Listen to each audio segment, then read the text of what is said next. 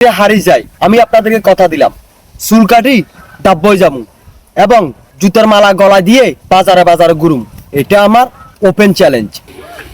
আজ আমার অবস্থা হলো আর্জেন্টিনা হেরে গেছে, ওই কারণে আমার গলা জুতার মালা উঠলো, স্পেন জিতে গেছে।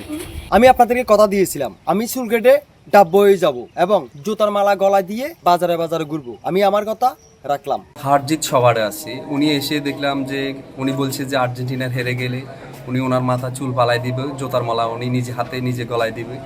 সবাই দল করে, কিন্তু এরকম উগ্র মেজাজি লোক বা এরকম অবাক করার মতো লোক আমাদের এই অঞ্চলে আর নাই। আমার একটা মাত্র ছেলে হেতে ফুটবল খেলা চাইতো যাইতো, উঁচখালি যাইতো, হেতে রাতে 3টা বাজেও যাইতো, আবার আসতো। তারপর আমরা জিজ্ঞেস করতাম না কোনো কোথায় গেছে, কোথায় থেকে আসছে। তখন আমার একটা মাত্র ছেলে ফুটবল খেলাতে হেরে গেছে গো হেতার ম্যাচরা। তারপরে হেতে বাড়িতে আসে, অন হেতে আত্মহত্যা করবো না কি করবো। অন হিয়ার পরে দেখি যে হেতার বন্ধু বান্ধব আসছে, চুল ফেলে দিতে চাইছে, হিয়ার চুল ফেলে দিছে। হিয়ার পরে অনেক অনেক মানুষ আসছে, তার গলার মাঝে জোতার মালা দিছে, হেতে রাস্তা রাস্তা হাঁটছে বাজার বাজার। আমাদের রাশেদ ভাই দীর্ঘদিন আর্জেন্টিনা সাপোর্ট করে আসতেছে।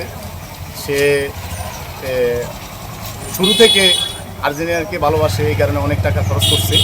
এখন লাস্ট পর্যন্ত ফাইনালে যখন গেছে স্পেনের সাথে, সে একটা ওয়াদা ভঙ্গ করলো যে রাশেদ যদি আর্জেন্টিনার হেরে যায় তাহলে সে মাথা নেড়া করে ফেলবে। তার কথাটা সে মোটামুটিভাবে বাস্তবায়ন করেছে। এরকম অন্ধবিশ্বাস দলের প্রতি এরকম লোক থাকা উচিত। আসলে আমি একজন ব্রাজিল সাপোর্টার।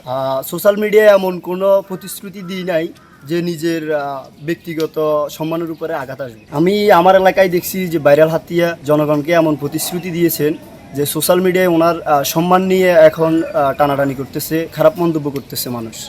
আসলে এটা ঠিক না।